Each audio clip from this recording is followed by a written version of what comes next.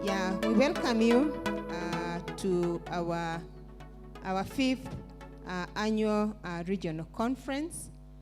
We are very happy to see all of you joining us today. The theme for the fifth KIPPRA annual conference is Foundations for Sustainable Economic Transformation in Kenya. And the theme was actually selected because we are going through a transitional period. We have various shocks that we are dealing with at the moment, and therefore we felt it is important that we start a conversation as we seek to see the way forward with our development agenda. Ladies and gentlemen, as we hold this fifth KIPPRA annual regional conference, the Institute is also celebrating its silver jubilee. If you did not know, we have been in existence for about 25 years. We appreciate the support we have received from all of you in the last 25 years. We have walked the journey together in generating evidence on various policy issues, building capacity policy making process, providing technical and advisory services, especially through the technical working groups, and engaging in exchange of views on emerging policy issues.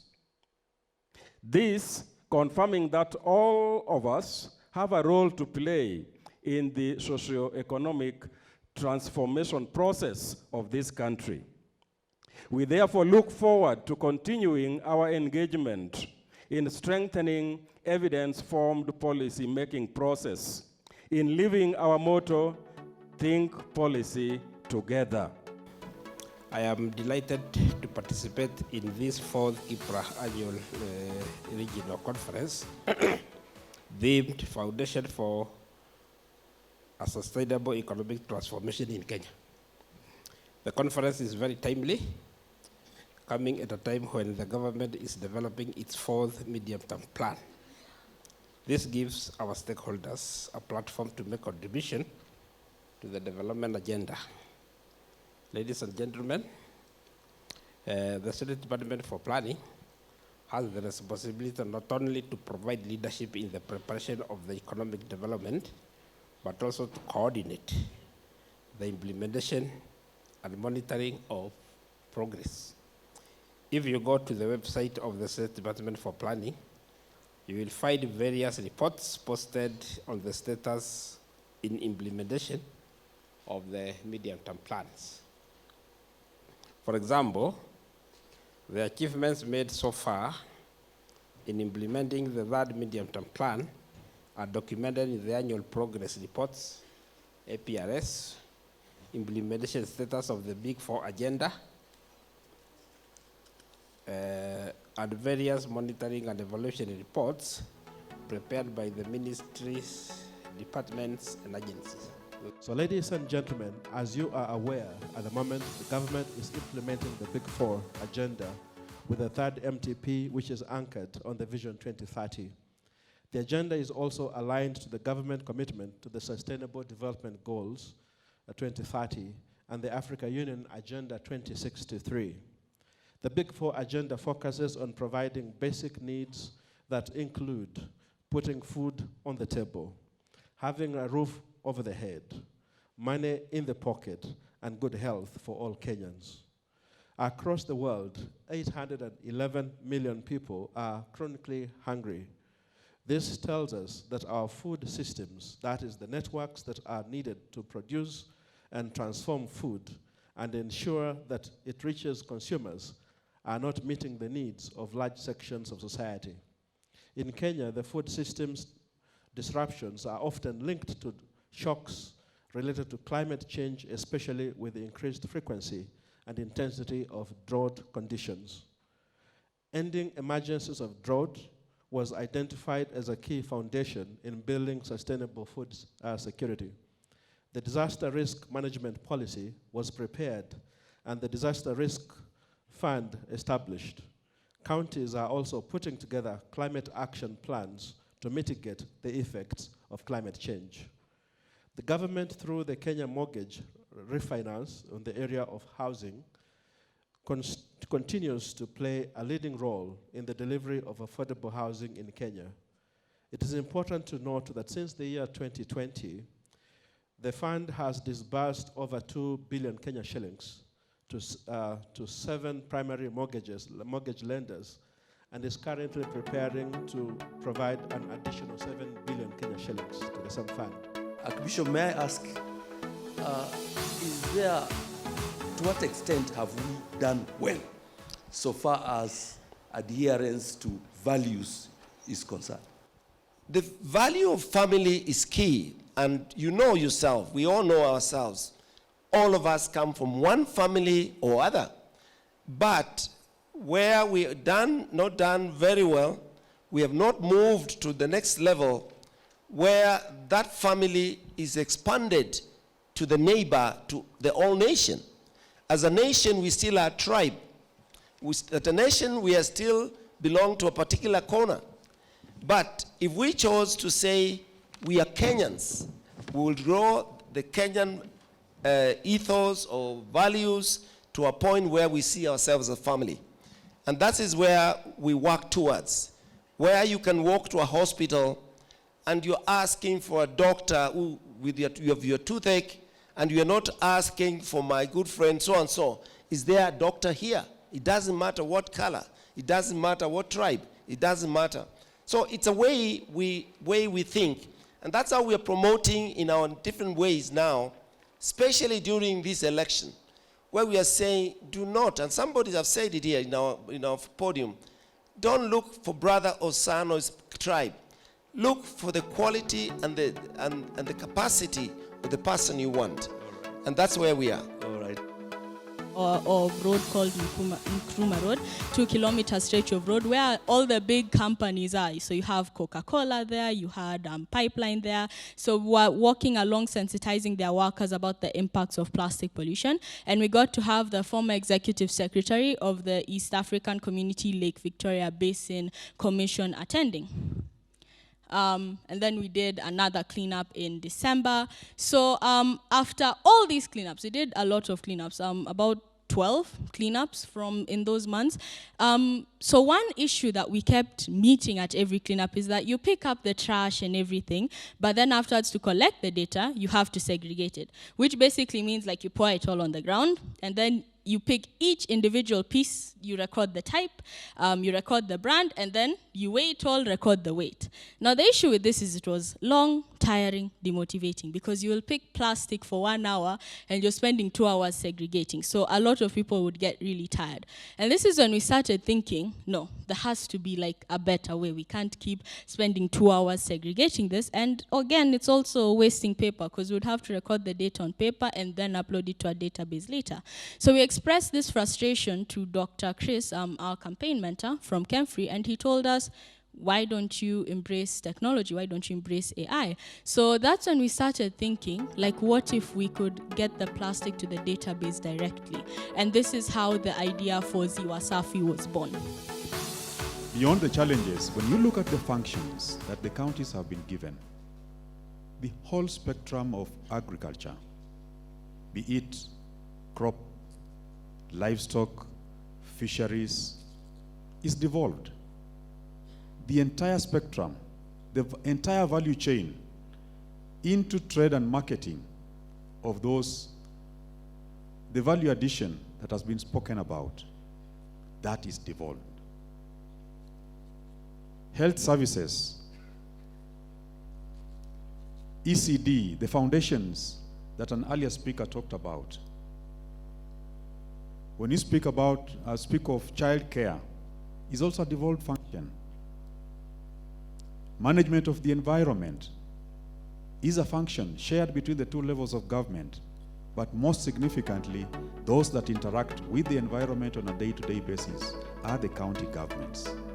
up with Assistol, which is a sign language interpreter's mobile application that enables interpretation to be offered like Uber, whereby you don't need to have a physical interpreter. We've cut down on logistics. Now, through that, we know that a sign language interpreter plays a crucial role in the life of a deaf person, aiding in effective communication, service delivery, and service acquisition. The moment you cut off interpretation services from a deaf person, you've actually made them unable to participate in the economy or to participate in the development of our country. What we are doing as science media through our app called Assistol, we have been able to introduce mechanisms whereby you can get sign language interpreters when you need them. Employers have been not employing the deaf people simply because they feel that it's very difficult to have an interpreter seated there only waiting to interpret. Now you can only get an interpreter when you want. Deaf people have been going to hospital, and it's very difficult for doctors and nurses to communicate. Can you imagine treating a sickness or diagnosing a sickness from a person you cannot communicate to? So we've been able to bridge this gap of communication. And we have issues whereby the banking sector has been missing about 260 customers who can grow their loan book and who can grow their deposit book. So we've brought a situation whereby they can now reach out to this particular population in our country and help them grow, because in the corporate sector, the competition is about that next customer. Good afternoon, everyone. First of all, thank you for this opportunity. My name is Moses Kemibara. I'm the founder and CEO of a company called .Savvy. And we've been in the digital space, building websites, applications, social media and the likes, I think for now almost 20 years. So from the perspective of the gig economy, I think for me, the gig economy is not possible without the broader digital ecosystem. And I think when we look at some of the things that have made this possible, obviously internet access, affordable, widely accessible, high quality internet access is key. The advent of the smartphone, which essentially puts a supercomputer in everyone's hands, and mobile applications that allow you to therefore access many of the services such as the Ubers and the Bolts, Upwork for those who do virtual assistant and such services online. So all these pieces have to work together to orchestrate what then becomes the gig economy. I think the thing that is wonderful is, especially for the younger people in our population, is that the advent of the gig economy means that you don't have to have a formal job. You can be unemployed in the formal sense, but you can still earn an income. You can use the skills and capabilities that you've learned. We found that when we're recruiting a lot of young people coming out of the universities today, many were already having what they call the side hustle well before they graduated, and actually come to the workplace knowing how to serve customers, whether they're building websites or building apps and so forth. So for me, I think you can't separate the two. They're very much part and parcel. But what is clear, especially, and what we saw during the pandemic, is that there's been this digital transformation where anyone and everyone is now able to utilize the gig economy to earn an income, to create a career, without necessarily having the shackles of your traditional employment contract. Thank you. I would like to ask ourselves to think about, you all watch programs, TV series on our local TVs, and maybe the question would be, for you to be able to watch a 15-minute TV series, what does it take for this production to take place? At any given time, you are watching a TV series, be guaranteed that you have a musician, you have a scriptwriter, you have a director, you've got an actor, you have support crew, among others. For any series to be complete, you employ at least 60 people. So the question would be, if we were able to create an environment where we can be able to open and produce at least 20 series per year or 40 series per year, how many people are we able to employ per day and, or let's say per year? We have all gone to school in some way, form, or shape. We're exposed to amazing things. We have ideas, yeah?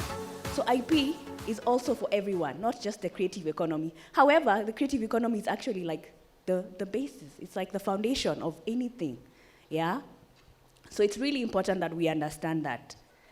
So just a brief primer on what intellectual property is and what intellectual property law is. Intellectual property are creations of the mind, and intellectual property law is the body of law that helps protect these ideas that we have. We convert them into assets under intellectual property law. And intellectual property law is also about a balance of rights, the innovator's rights, and the public good and public interest. So as we are creating, we're not just creating for ourselves, we're also creating for the community. And it's always important that we remember that. When we're talking about intellectual property, we have various regimes that protect these creations of the mind. So we have industrial property and copyright, which are mostly what we talk about. Under industrial property, we have patents. So we don't patent ideas, but we protect the expression of these ideas that we have. So patents are the highest form of protection in the body of IP law. And for you to get a patent, it has to be what we call novel, new, and industrially applicable. You have to have been the first person to have ever created it. And do you know you can destroy your own novelty by just posting on your social media if you've never protected it, if you've never gone to register it, yeah? So just by you posting and saying, oh my gosh, today I just created this amazing bulb that can dance, kaput, you have taken away your rights. Just FYI. The reason we do so well in running and not in football is because we are very individualistic in the manner in which we do our things. You know, so running is you know, on your marks, get set, go, and you are alone. And we do very well when it is you alone. But where you've got to pass the ball to another person, where you got to know who is in a position to score and pass the ball to them and cheer them up, I think that lacks. And it's part of our, you know, general malaise and moral issues, the conversations that we need to have to build nationhood and unity and see each other as Kenyans playing different roles, but with one common goal to make this country great, because it is. And so that's a challenge. And then, of course, that brings another problem, which is sense of the lack of awareness, because when people think the government is selfish and they're doing it for other purposes, not to help us, people tend to pull out and just complain. I'm seeing that a lot in music. I joined the industry recently, although I served in Kenya Corporate Board for 7 years. But I'm realizing a lot of people are not even aware. Musicians are not aware about the great efforts by the government, particularly the Ministry of ICT, in creating the ecosystem and the infrastructure that they can utilize to develop themselves. And I think that comes because of that mistrust, lack of teamwork, and so on. And we need to promote more awareness to know that government having proper policies alone is not enough. Let wananchi know what those policies are there for, how they can benefit them, and let's translate them into consumable bits. I'm a communications person, and I like simplicity. So these grandiose, big ideas and big language that Mwananchi is not connecting with, like in music, there are so many platforms that we can utilize to grow technologically and post, you know, the TikToks, the Spotify. I'm seeing a young man from Mokambani playing Kungulu Kwangala everywhere, and you hear his song Kungulu Kwangala, and people are just saying it as a joke. And in essence, that guy should be rich, really.